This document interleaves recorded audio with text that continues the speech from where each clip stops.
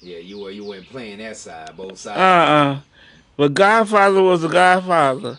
Yeah, yeah, yeah. All right, so hanging out with older people, two babies. So what happened after that? What happened after what happened later on in life there, like towards Later college? on in Yeah, life, I moved on Blitz Street. We had this, like the one that I tell you, Linda had shared bathrooms and stuff. yeah. I was staying over there, and I was dating this man named was Sammy Natson. Now I used to love Sammy too. But there was a man other than Charles, a man that I could really say I was in love with. Sammy Natson, Joe Bellinger.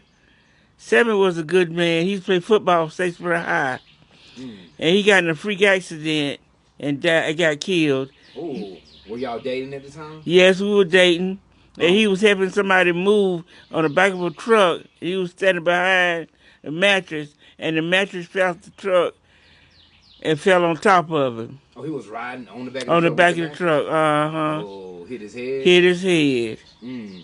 So at that time, how did you feel when you heard the news of him passing? Oh, I was hurt. I think I cried. Oh, I cried. I was really hurt. We would go to the hospital, and the doctors would tell her he's doing better, he's doing better. Had me thinking that he was doing better. But the last time I went down there to see him, and the doctor was saying he was getting better, and the next day, his brother called me and told me he had passed. Mm. Devastating. Devastating. Mm. And how long did y'all stay together before he passed? Oh, Sammy and I were together maybe about, we don't keep up with, we Yeah, didn't keep up with all but y'all was that. together for a We was while. together for a while. My family loved him. My sister Stephanie and my mom loved Sammy Natson. Sammy Nass, R.I.P. Sammy, R.I.P. Sammy. So after that, what transpired in life after that? Like, how did life go after the death of Sammy? It was pretty good because after Sammy died, I started dating this man Grover Rice. Mm. He was a drunk. He was a real drunk. Thought he was thought he was Mr. It, but he wasn't it. He wasn't shit. So what happened? What happened with Grover? Like, Yeah. how did y'all meet? Oh, I was staying over there in that apartment over on Blitz Street, and he was dating one of my cousins, and she stayed across the hall from me. Yeah. And Grover was I think he was in the military then, and he got a wreck and broke his back, and he used to walk up Blitz Street. I used to walk with him, and that's how we connected. Mm. So he just walked up on you, cause cheating, Cheating, cheating. He not in the started out next cheating. room across the He hall. started out cheating. Hmm. All right. So how did that relationship go with you two? It was okay until he started messing around. Grover used to fool around with all kind of women. All kind. He didn't care. He just fooled He just around. fooled around. It was an open book. Open book. Grover loved some women. I don't know why they loved him so, cause he couldn't do nothing. He couldn't do nothing. I don't know why I stuck with him so long. But I used to like him a lot though. Yeah. Cause he was a red man too. The red man get you. You might Hmm. not need no more red And men. he was driving a Mercedes too. Back then, driving a Mercedes. Yeah. Yeah. So after Grover, what happened after Grover? Like what did you when y'all departed and everything? What was your next step in life? What happened next? I can't remember what I did after Grover. Were you in were you in Statesboro or were you back in I think I Atlanta? moved to Atlanta.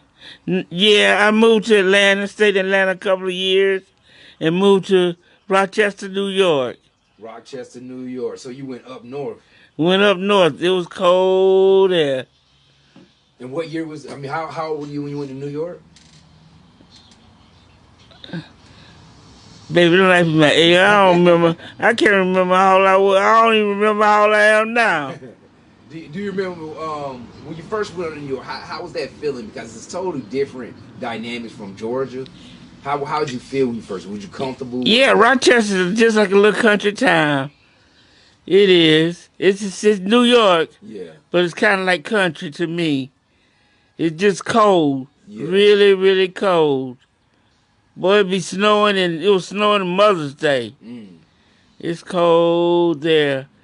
And I work, because I was a worker. What did you do in New York? Were you still in childcare? I worked at a bar. I was a bartender. All right. I was a So bartender. you know how to make drinks. Yeah, I know how to mix drinks. And I was dating this man, dated him for a couple of years while I was working at the bar. And I found out he moved to Statesboro. When he was in Rochester, his name was James. That's what he told me his name was.